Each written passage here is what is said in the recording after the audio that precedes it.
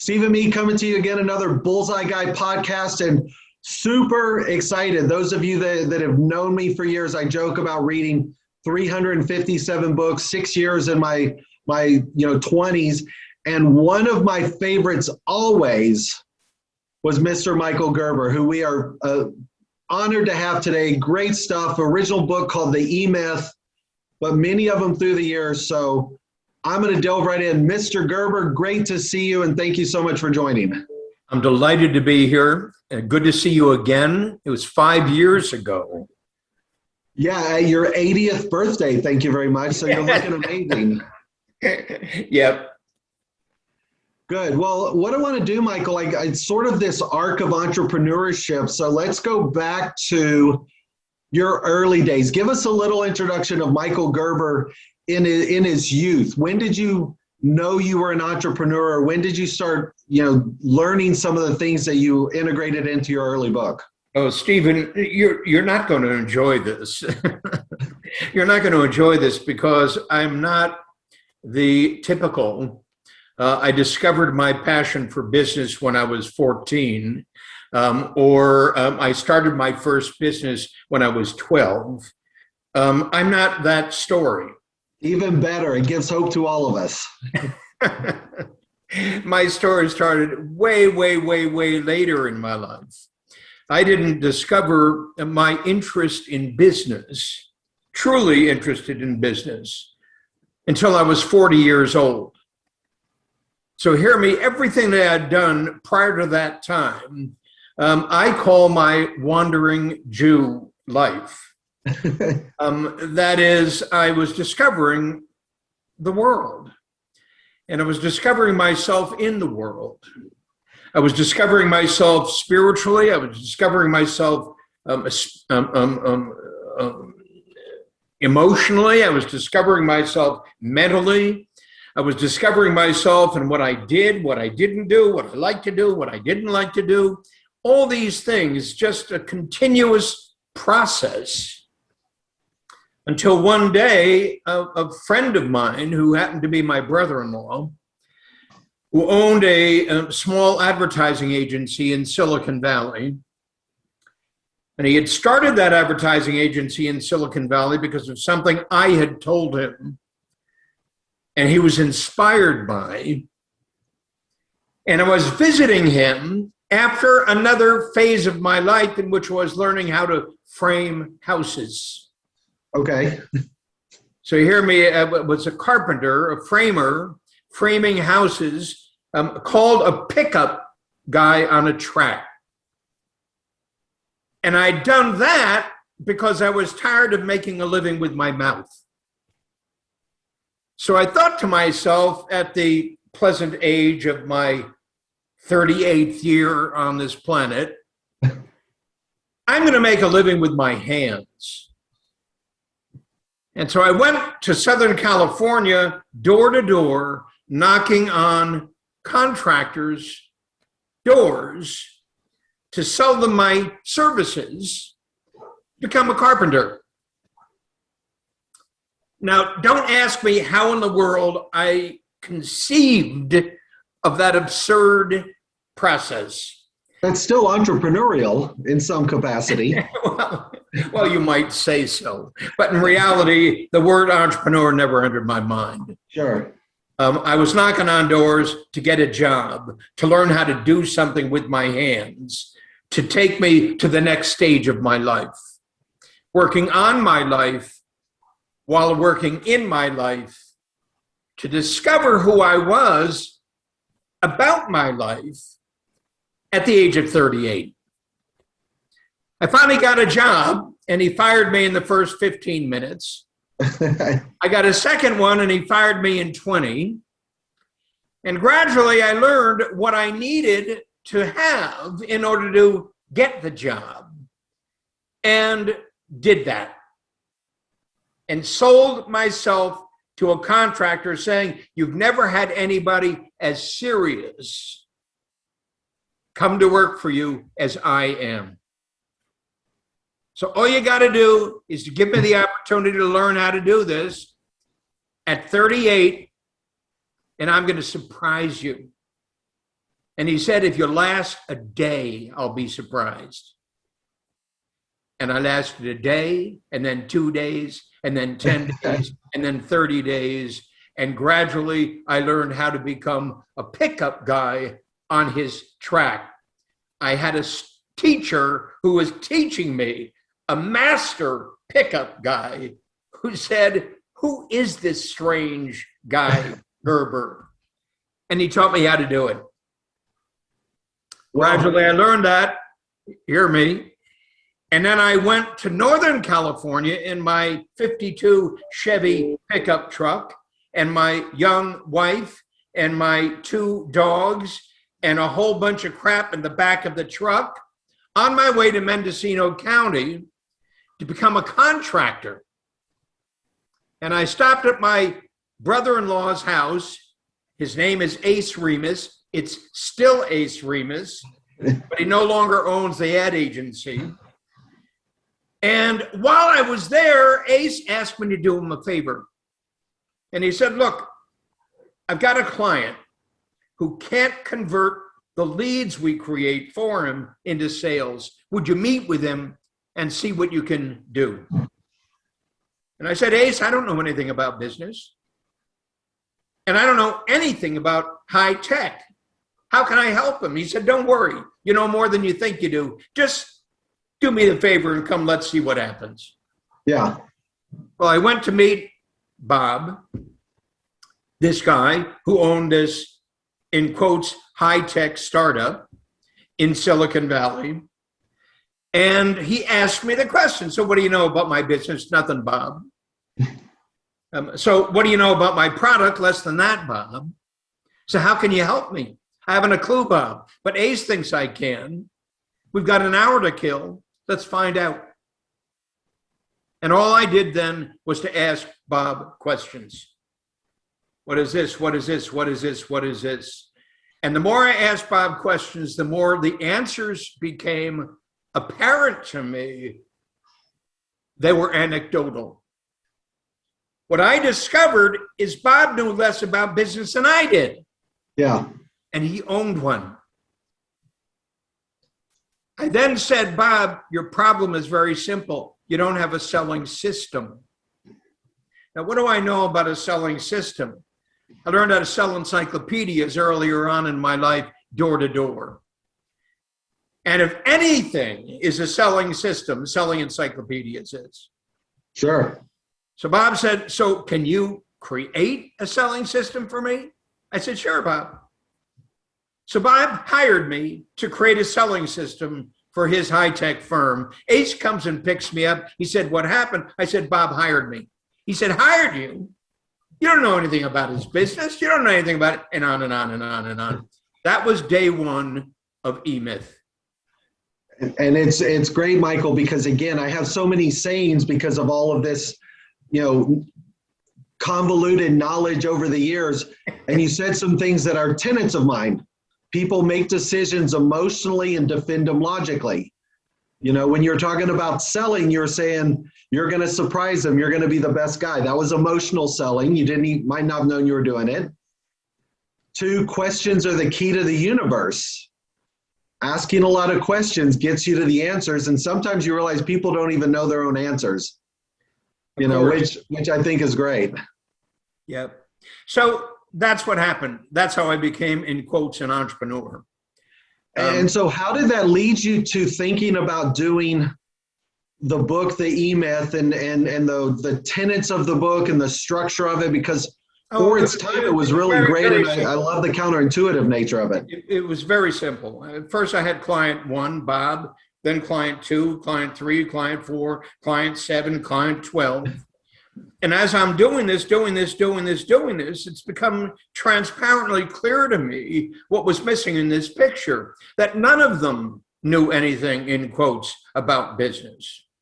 And they didn't understand the whole notion of systems-centric thinking.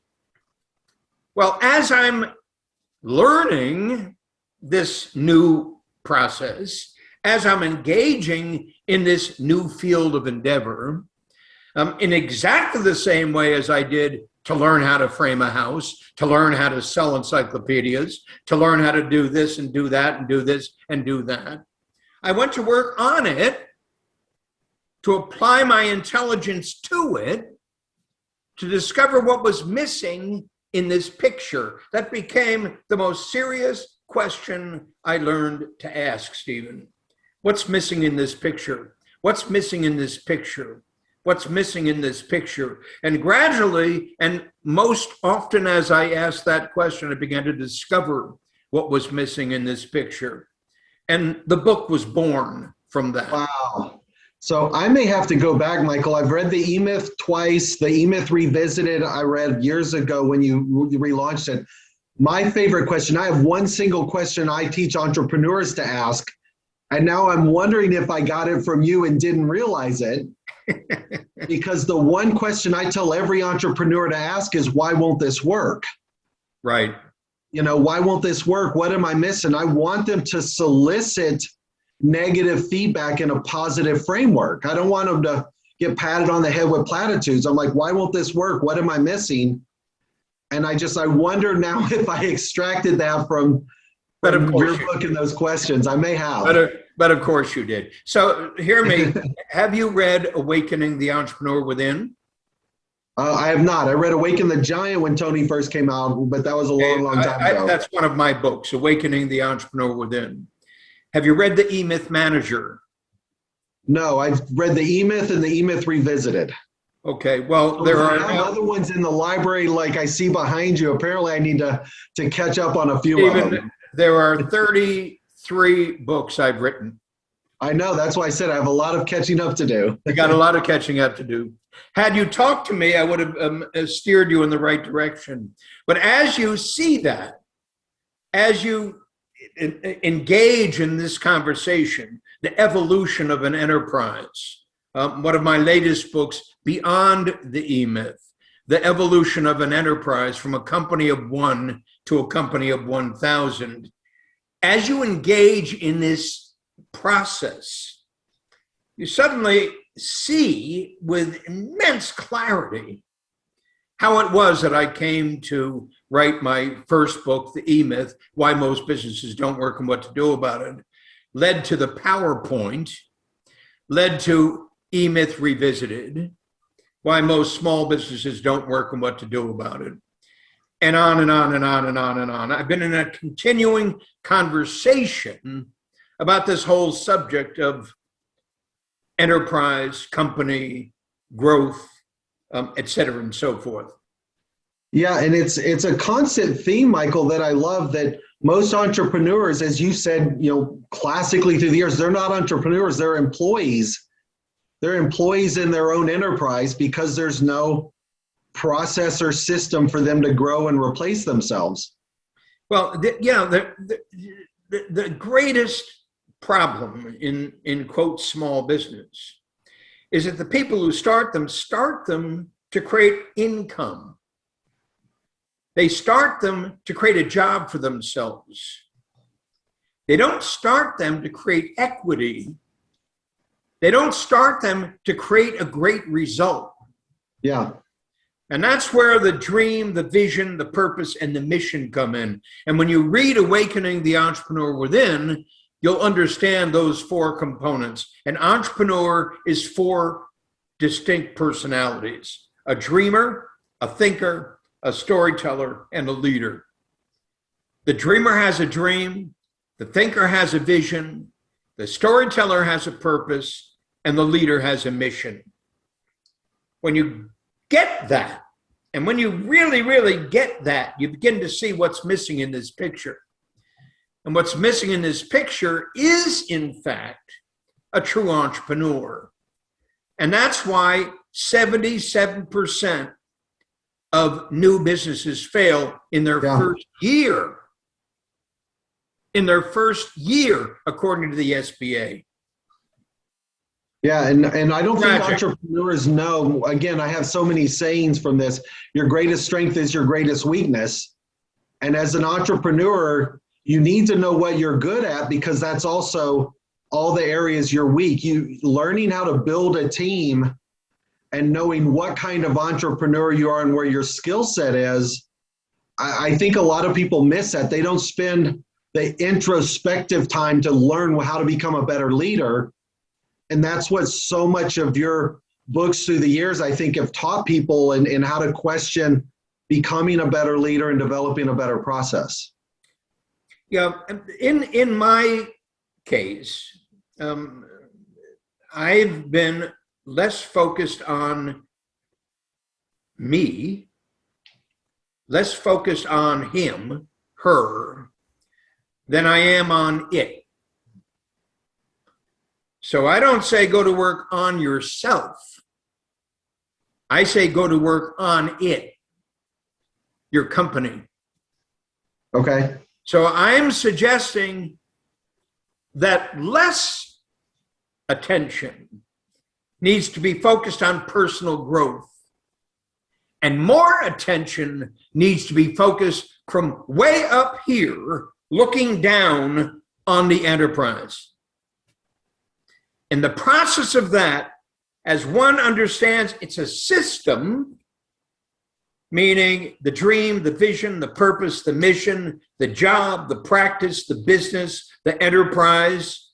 I call it the eightfold path. Once one begins to work on the eightfold path, the discoveries that occur about oneself are legion.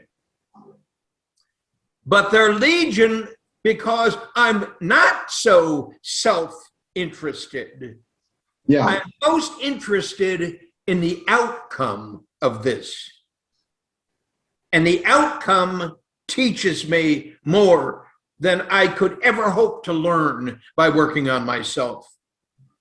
I agree. And again, I know I've extracted so much knowledge. I have a 10-step program called a Bullseye belief system that I can walk through. Step one is design your destiny. I didn't want to do begin with the end in mind as Covey, but design your destiny. Like you say, you've got to figure out what you want your it to look like at the end. Is it a business or a company? And, people don't spend enough time looking at the outcomes. And then in the middle, they're just working day to day without looking at outcomes or what the it is. Right.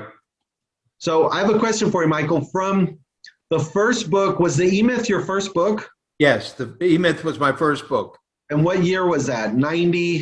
That was 85. 85. So I would have read it in 88 or 89. I'm trying to look through my historical reference of going back. Have you seen through the years and all the books, have you seen a change in entrepreneurs at all? Is there a different mindset or skill set? Are they willing to work harder? Do they think it's going to come easier? I'm just curious if you've seen a change through the years. What I've seen, and I'm going to take credit for a good deal of it. What I've seen is the growth of the industry. So today there are more and more folks like you who are interested in mentoring, coaching, consulting, training, et cetera, than ever before. So the industry is catapulted. And in the catapulting of the industry, there are more people talking to more people about all the things that this catapulted industry talks about.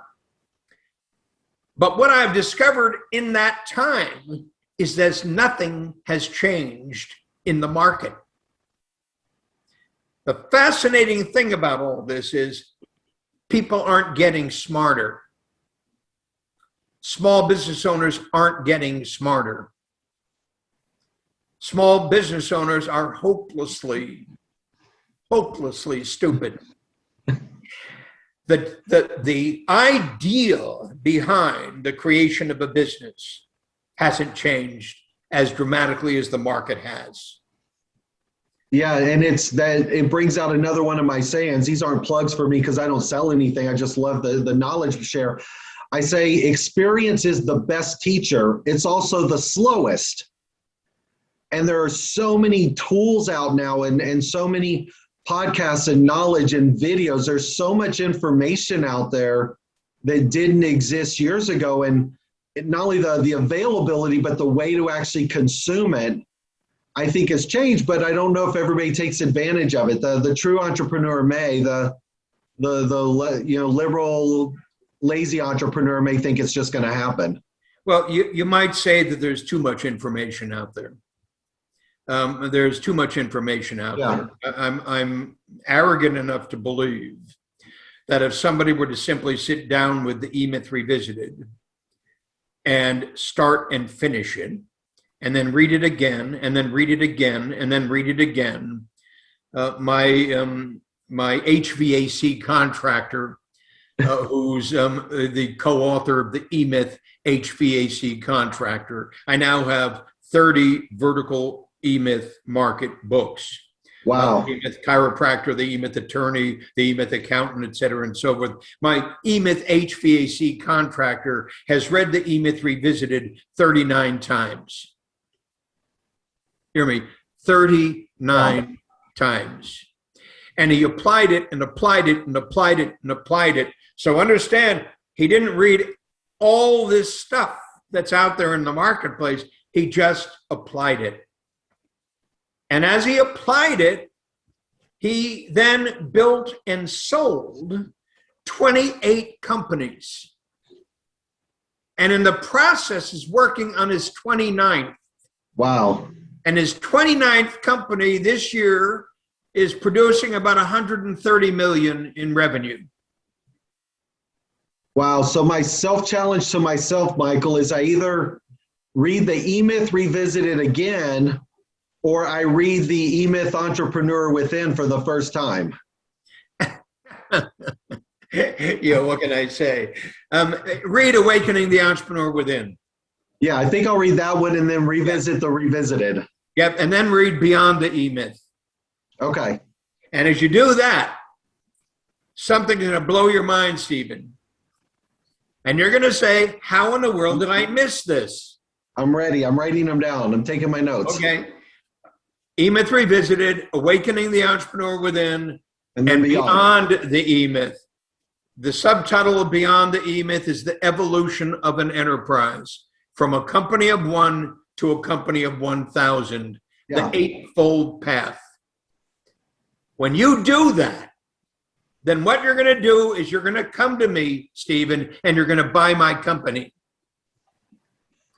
And you're going to buy my company. You're going to buy my company because you're going to see, holy cow, Gerber, this is a $1 trillion enterprise. And you're going to see it. Trust me in this, you will. That's what we need to do, Michael, whether it's me or whether I find somebody to buy you, just like Covey and the Franklin, we need to find somebody to buy your company to bring the information more to the masses. So I've got my work cut out for me on a few of these books, which I'm excited to do. You got it. I'm really, really, really excited about that. And I want you to engage with me in that conversation because that's going to happen. Someone's going to step up and say, I'm going to grow this thing because, wow, if that can happen the way it's happened over these past 44 years, Gerber, look out. I have a few people in mind. We'll circle back. I don't like saying circle back. I have a few people in mind, Michael, that are coming to the forefront we may have to talk about. I love it. For that organizational side. With all of the books that you've had, what's coming up? Is there another vertical that's coming out, or is there another next understand book? We published 20 verticals, and there are 315 to do. So there's going to be a vertical for every vertical market. Okay. And what happens is a guy who's an accountant, a guy who's an attorney, a guy who's a chiropractor, et cetera, et cetera, et cetera, sees the vertical book and said, I've done that in my industry. I've applied the E-Myth to transform the state of my industry. I want to become a co-author with Michael. Sure. So look for those guys. Because that's how the books will be created. I'll do fintech or blockchain or crypto. we'll pick a good ones that may haven't, maybe haven't been done yet, and either co-author with you or find you some good people. I love it. Good. Well, we've got a few minutes left, and again, with the books that are out there, I think that's amazing. Like I said, I've been a fan of yours since it has to be the late 80s now, and then fortunate to have attended your 80th birthday, and you still look amazing and healthy. How do people get a hold of you for the book and the processes and things now? So at a minimum, we can send people to you for the books and the programs. Very, very simple. Michael@michaelegerber.com. Michael@michaelegerber.com. How difficult can it be? If you own your name, you own the brand. Perfect. All right, Michael, I appreciate it. You're amazing as always. Everybody, tune in again next week. Stephen Mead, thebullseyeguy.com. Thanks, Michael. Love it. Thanks, Stephen.